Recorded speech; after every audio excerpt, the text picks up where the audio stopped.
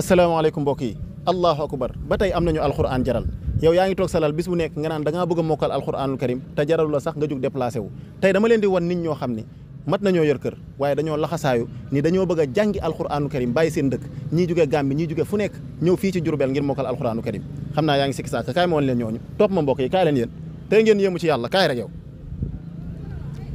jëlal ma ñi macha allah yàlla na yàlla barkeel jëlal kii fi mu toll yow foo jógee. man Gambie. Gambie lan moo la fi indi. pour jàng.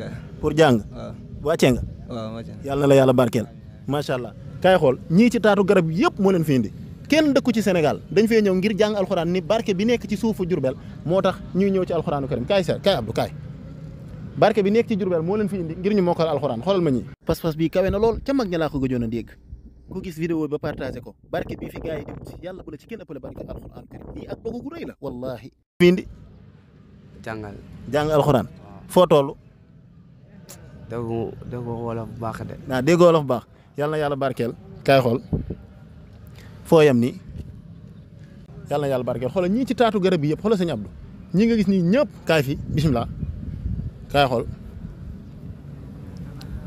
dañoo ñëw ngir barkeelu ci suufu Jurbel gi seetaana yàlla na yàlla barkeel ñu ngi leen di siyaar bu baax alhamdulilah tabarkalla kon yéen maanaam mokkal alxuraan rek moo leen fi indi. waaw mokkal alxuraan moo ñu fi indi. macha allah alhamdulilah. noo gisee Jurbel.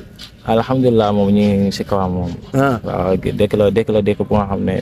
taalibe ñu bëri ñoo fi mokkal moom. macha allah waaw ku ñëw moom dangay góorgóorlu rek. macha allah góorgóorlu bi si yow la des. alhamdulilah boo góorgóorlu moom mun nga mokkal ay 3 mois sax. macha allah waaw lu tax nag ngeen bàyyi fi dëkk yëpp ñëw ba biir Jurbel ngeen fi jàng alxuraan.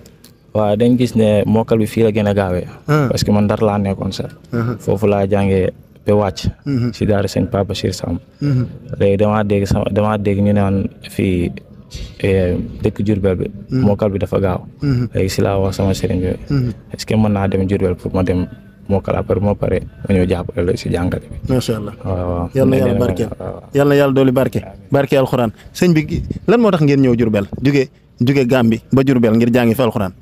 man de suma mag fii lam jàngoon ba mokkal Quran alhamdulilah daal di moom su ñëwee ba mu ñëwee Gàmbi moom moo ma jël ba mu indi ma fii man tamit pour ma mokkal Quran yàlla na ko yàlla jàppandal ñaataan nga am xam nga ko moom ay atam sax xamu ko yàlla na yàlla barkeel xoolal ñi si taatu garab gi yëpp dañuy jàng alxuraanu karim ba fële Sénégal ñii nag seen pëstéef bi ak seen dogu gi rëy na lool ca mag ña rek laa ko daan déggee ñu bàyyi fépp ñëw ba fii ci Jurbel ngir barke biñ fi dégg ngir jàng fi alxuraanu karim laxasaayu bàyyi ndey bàyyi subhanallah kon nag waa Sénégal jullit ñi may dégg rawatina waa Jurbel ñii seen yaakaar wuru fee tas benn yoon ñii waruñu fi